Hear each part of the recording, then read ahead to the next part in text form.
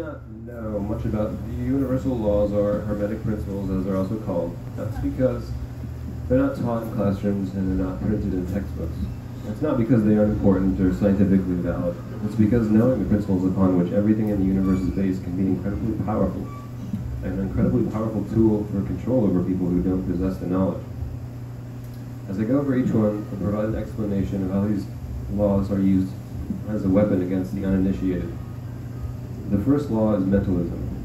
This law states that the universe is mental.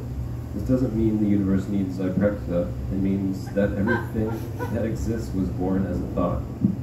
This law is also why 6 corporations ultimately controlled by a handful of people own 90% of all media throughout the world. It's because when you control what people think, you also control what comes to fruition. The second law is the law of correspondence. This law states, as above, so below, as below, so above. This is a way of saying the universe is a fractal, which is a mathematical term to describe an infinitely expanding symmetry. Think of a nautilus shell that starts with small shapes and expanding outward into larger and larger shapes. These larger shapes are simply larger copies of the original. People who fully integrate this law understand that we are all students on an ever-expanding path, but if you don't know, then the path is forever hidden. The third law is the law of vibration. Nothing rests, everything moves, everything vibrates. This is a veiled way of saying that what we feel to be physical only feels that way because it's resonating on a different frequency. It's sort of like when you tap a tuning fork and it vibrates so fast that it appears not to be moving at all. It's also this resonating that holds things together. Similar frequencies attract to one another. If everyone knew that all we are is energy resonating at certain frequencies, then we would quickly come to realize that modern medicine is actually not as modern as we like to believe. The next law is polarity, and this is maybe the most powerful weapon in a master manipulator's arsenal. Everything is dual, everything has its opposites, but the opposites are simply different degrees of the same thing.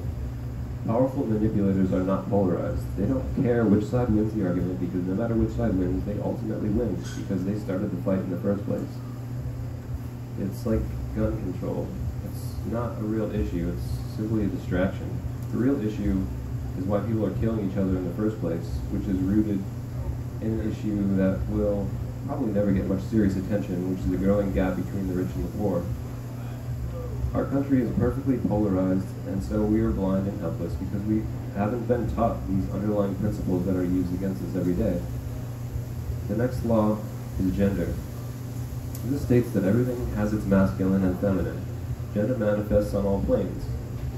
In our world, these energies are greatly imbalanced, and this maximizes human suffering, which facilitates further control. The sixth law is rhythm. Everything flows in and out. Everything has its tides. Everything rises and falls. The pendulum swing manifests in everything. I think this law is perhaps best employed when you've lost all hope and feel that you will be at the bottom forever. This is simply not possible because everything moves and everything has its cycle. It's just that the end of a cycle can be very painful if you aren't aware that the beginning is just around the corner. The final law is the law of cause and effect. Every cause has its effect.